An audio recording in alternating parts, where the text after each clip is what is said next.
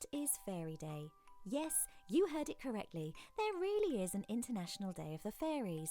And that day is June 24th, allowing fantasy, adventure and a little bit of pixie dust to come together to celebrate these mythical creatures and use their tales to teach valuable lessons to children.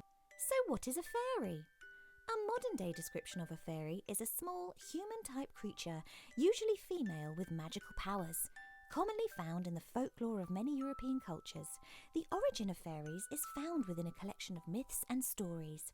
However, if you saw a picture of an ancient fairy, you may mistake it for an elf, troll, goblin, or leprechaun, as the first descriptions were not as delicate as the beautiful creatures we see today. It wasn't until the Victorian era that fairies were described as beautiful and whose connection to nature was made obvious by their flowery clothes and toadstool houses.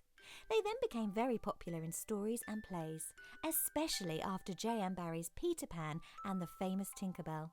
According to legend, if you want to attract a fairy friend, you should leave out a saucer of milk, cream or butter at night. What's even more magical and mysterious is it is unknown where the origins of the term fairy came from or who is the founder of International Fairy Day. But there's one thing we do know, and that's how to celebrate it this year. Why not have a Fairy Day party or festival at home? Dress up with your friends and family, and don't forget to leave out a saucer of milk before you go to bed. Why not create a fairy garden, celebrate and indulge in the magic that is Fairy Day, and take a look at some of the beautiful creations and ideas we have on the website? Or why not read one of the many fairy tales on offer? Whatever you decide, make sure you add a little twinkle to your celebration.